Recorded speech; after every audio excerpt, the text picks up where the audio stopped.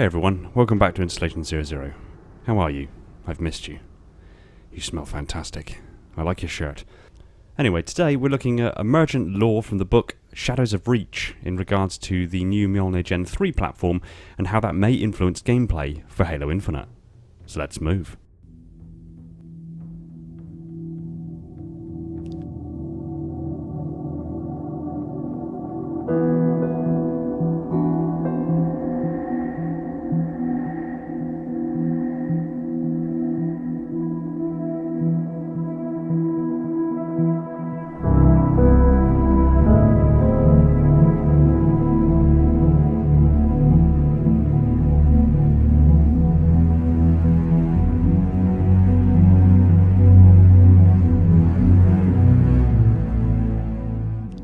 I just want to preface this with a few points that are worth bearing in mind. First, this is intended to be a video where plot points for the book are not spoiled.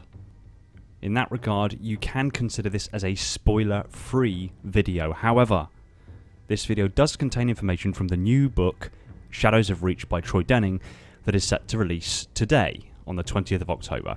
I was fortunate enough to receive an early copy thanks to the awesome folks over at 343 Industries, Halo Gear and the book's publisher, so thanks so much for them for this epic opportunity. With that in mind, while there are no plot spoilers, there is information regarding the new Gen 3 platform as of yet unseen in any other Halo media, and these may translate over to Halo Infinite, as this is a prequel story to the launch of the new game. In addition to this, I will not be reviewing the entire book. I will instead be opting to look specifically at details regarding Mjolnir Gen 3 in this particular video. And while I will probably cover additional information in the future from this book, if you're looking for a full review of the book, you're not going to find it with me, but perhaps you'll be in better luck with my fellow Halo YouTubers, so keep an eye on their channels for that. And finally, while the details I'm going to bring to light are in the book, they may not have been written with what I extrapolated in mind, and may not even appear in Halo Infinite. This is more of an exploration of the implications of what Mjolnir Gen 3 is apparently capable of in the book. Now, with that all said, let's get on to the fun stuff. Relatively early on in the book, John and the members of Blue Team happen to find themselves in a 25G environment. John notes that his suit is able to keep him conscious up to a tolerance of 38G. This on its own is impressive enough, but when you consider that during this incident, John and the members of Blue Team were moving around relatively freely, suddenly something else comes into play. You see, under the influence of 1 standard G, Mjolnir weighs half a metric ton, or around 500 kilograms. But they're not under the influence of 1 standard G. They were under the influence of 25 Gs, which means during that time Mjolnir weighed 12,500 kilograms, 12.5 metric tons, and yet Blue Team were moving around relatively unencumbered. Now, while this may be a narrative oversight, and just for the purposes of storytelling, I rate Troy Denning's work much higher than making such a simple miscalculation. But nevertheless, during this time, Mjolnir Gen 3 managed to move itself and Chief under the influence of 25G, 12,500 kilograms of weight.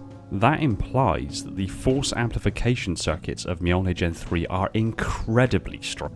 We already know that Mjolnir is a very powerful powered exoskeleton, but is there a way that we can actually narrow down on the exact specific numbers of this situation? Let's say, for argument's sake, that the forearm, so from the elbow to the tips of the fingers, of Mjolnir Gen 3 weighs 50 kilos. That's bearing in mind that the entire suit weighs 500 kilos. Just the lower arm weighing 50 kilos is relatively conservative. This means that under this 25G influence, the lower arm of Mjolnir would have weighed 1,250 kilograms, 1.25 metric tons. And yet Chief and the other members of Blue Team were able to move around and move their arms and tie heavy equipment back to the deck. That means at the very least the force amplifying circuits in the elbow, just the elbow, are capable of putting out over a ton of force. Basically implying that a Spartan is still able to operate at superhuman levels despite weighing 25 times more. And anyone who knows the slightest bit about physics, or even the slightest bit about mechanics, knows that a power to weight ratio is one of the guiding statutes of the output force of a system. And this happened in the first 2 chapters. We got a lot to cover, let's move on. The HUD system now features something similar to the Visor mode of the ODSTs, but also a lot more. The Visor also has night vision, heat-seeking vision, far infrared and ultraviolet vision, and also a fused mode which blends these different Visor functions together, allowing Chief to see in practically any conditions. Gen 3 can also apparently now carry additional ammo pouches, a form of webbing, and a harness for additional weapons and magazines. The Gen 3's weight is now actually quoted at being around 450 kilograms, shaving 50 kilograms off of the earlier platform's weights. There is a point in the book when Chief and Kelly have to sprint across 1 kilometer of distance, and at the end of that 1 kilometer they had to dig a small trench to hunker down into. They did all of that in 90 seconds. While being relatively generous with the dig time, I approximately calculated that at that time the Mjolnir Gen 3 platform was able to sprint around 60 km per hour, which is reasonable. On top of this, John was able to right hook a Banshee and cause it to spiral away. We've seen something similar from Locke during his armor trailer that you're seeing on screen at the moment, but in that footage Locke kicked the Banshee, and legs on average are twice the strength of arms, so the fact that Chief was able to punch a Banshee to the same effect implies that Chief's arms are twice as strong as Locke's. The HUD now has a 4-time magnification and enhanced audio, allowing them to hear smaller sounds from larger distances. The armor plates measure 2 inches or 5 centimeters in thickness and feature self-directing auto repair systems, allowing the plates to somewhat fix themselves. This could imply that there's a degree of real-time battle damage coming to Halo Infinite, whereby if you take damage while your shields are down, it actually does damage your armor, and if your armor is damaged, it's less able to protect you should your shields go down again.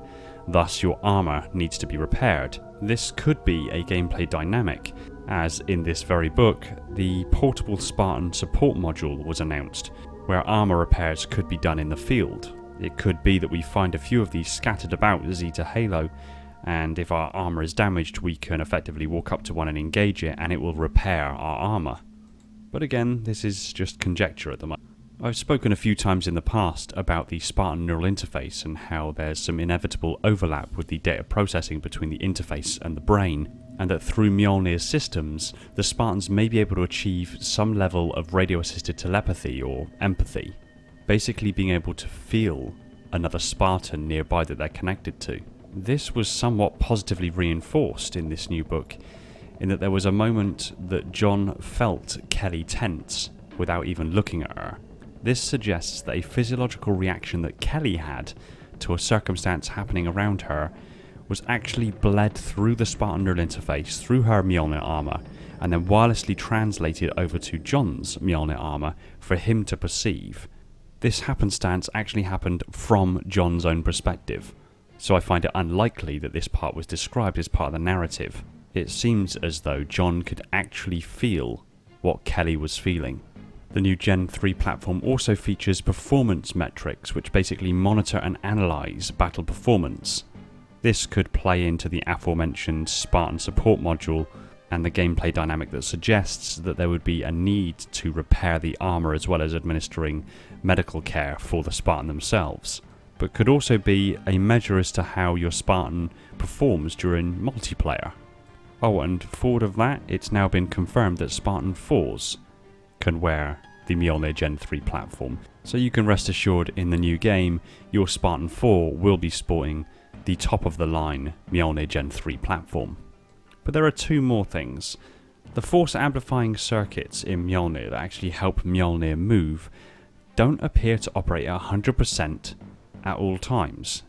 Once upon a time, I'm sure many of you remember, Dr. Halsey did say that Mjolnir's force amplifying circuits cannot be scaled back or decreased in any way. That no longer appears to be an issue. Without giving away details on how it happened, John sustained quite a bad injury during this book. His quadricep was severely damaged, to the point that Mjolnir itself took complete control of his limb.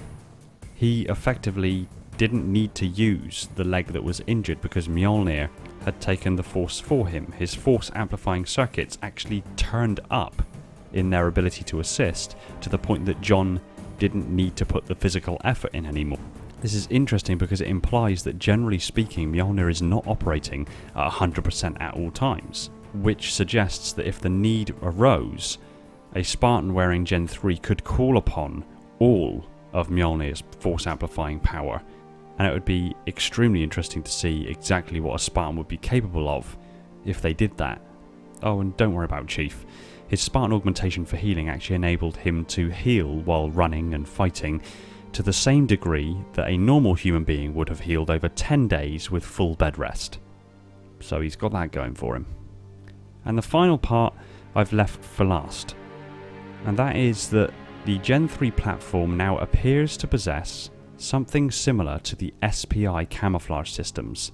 It's called passive camo systems. It's a nanofilament adaptive coating.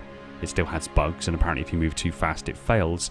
It also increases the thermal output of Mjolnir Gen 3 by 2% and gives it a clear magnetic signature. But when used, it changes the surface finish of Mjolnir to match that of the surrounding environment. This then blends the Mjolnir Gen 3 platform into its surroundings. Now, just the implications for gameplay mechanics from that are pretty awesome, but you also got to consider we've been hearing a lot about different coatings for the Mjolnir Gen 3 platform from the multiplayer models that we've seen. This may now indicate that Mjolnir's colour, finish and texture are now actually in lore fully customizable, and that the suit itself generates these different colours, textures and finishes. And at least on my first pass through this book, that's most of the details that I've found about the new Gen 3 platform. Now, this may appear in Halo Infinite, it may not. It may be something that has been specifically written in to be something that we will see happen over the next 10 years of gameplay, or it might not. Nonetheless, this is the new lore. This is the new information that is being revealed in this book. And I will say, in order to play Infinite, you don't need to read this book. But you definitely want to read this book. It's one of the better Halo books that I've had in recent times, and when I picked it up and started reading through, I couldn't put it back down again and got through the whole thing in about a day and a half.